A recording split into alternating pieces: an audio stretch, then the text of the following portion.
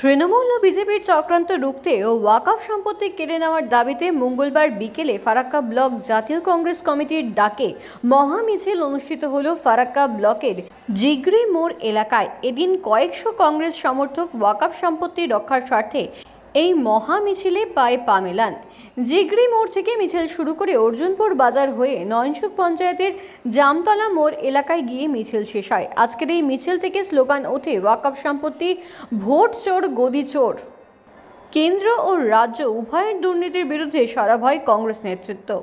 এদিন এই মহা মিছিলে উপস্থিত ছিলেন ফারাক্কা ব্লক জাতীয় কংগ্রেসের ব্লক সভাপতি আব্দুর বাসির, আসিফ ইকবাল, হেদায়েতুল ইসলাম, মাহাতাব শেখ সহ দলের অন্যান্য কার্যকর্তা ও কর্মীরা।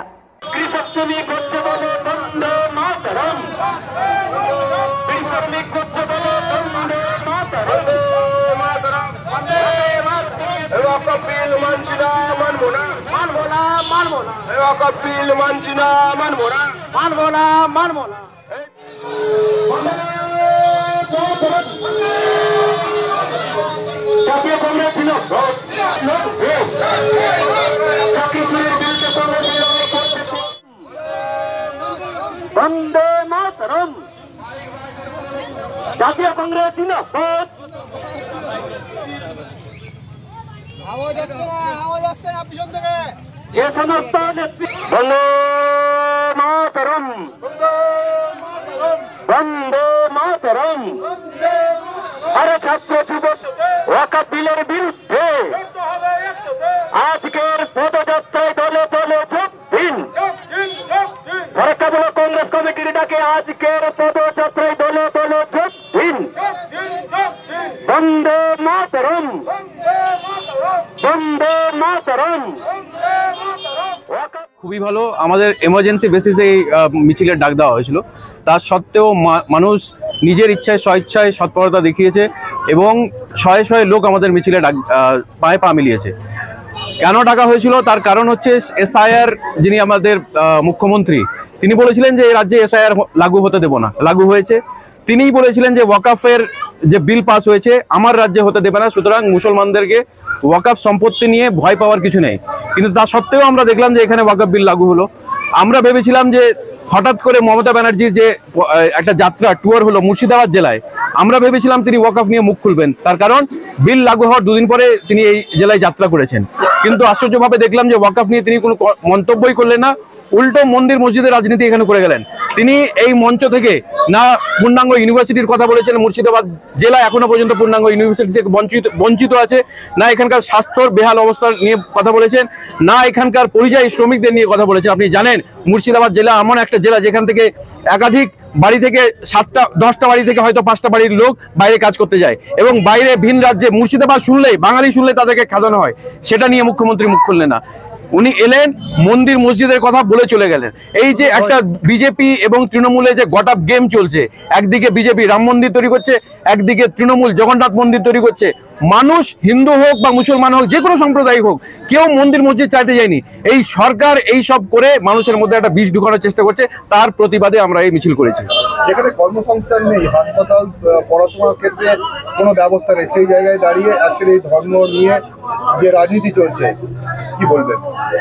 এটা মানুষকে বুঝতে হবে, কারণ আমরা জাতীয় কংগ্রেস ধর্ম নিরপেক্ষ দল, আমরা কোনো ধর্মের বিরুদ্ধে নই, আমরা চাইছি ডেভেলপমেন্টের কথা নেই। আপনি জানেন আমাদের রাহুল গান্ধী, তিনি সমস্ত জাতি শ্রেণী সমস্ত লোকের হয়ে আওয়াজ তুলছেন, কিন্তু একদিকে যেরকম একটা, আমি সব মিডিয়ার কথা বলছি না, কিন্তু একাধিক মিডিয়া যারা মেন স্ট্রিম মিডিয়া আছে তারা জাতীয় কংগ্রেসের এই আন্দোলনকে দেখায় না। সেম আমাদের রাজ্যে হচ্ছে, জাতীয় কংগ্রেস যখন এসআইআর নিয়ে লড়াই করছিল মেন স্ট্রিম মিডিয়া দেখায়নি, জাতীয় কংগ্রেস যখন ওয়াকফ নিয়ে আন্দোলন করছিল মেন স্ট্রিম মিডিয়া দেখায়নি, জাতীয় কংগ্রেস যখন আনএমপ্লয়মেন্ট নিয়ে রাজপথে একাধিকবার আন্দোলন করেছে মেন স্ট্রিম মিডিয়া কিন্তু দেখায় না। আমরা চাইছি এই আন্দোলন প্রতিটা গ্রামে গ্রামে, প্রতিটা বুথে বুথে, জেলায় জেলায় এবং শেষে রাজপথে নিয়ে যেতে, যার কারণে কিন্তু মানুষদের মধ্যে আমরা বোঝাতে চাইছি যে এই ডেভেলপমেন্ট নিয়ে আপনারা ভাবুন, ধর্ম যে যার ধর্ম পালন করুন, কিন্তু ডেভেলপমেন্টের খাতে, উন্নয়নের ক্ষেত্রে, শিক্ষার ক্ষেত্রে সকলকে একত্রিত হয়ে আওয়াজ তুলতে হবে। আসিফ ইকবাল, যুব কংগ্রেস সহসভাপতি। আমাদের কেন্দ্র রাজ্য দুর্নীতি ও এসআইআর নিয়ে যে আতঙ্ক এবং তার সাথে সাথে ওয়াকফ অ্যামেন্ডমেন্ট বিল আমরা মানছি না, মানব না। এই কথাটা সাধারণ মানুষের কানে কানে পৌঁছে দেওয়ার জন্য আমাদের জিগরি মোড় টু জামতলা মোড় একটা মহা মিছিলে ডাক দিয়েছিলাম।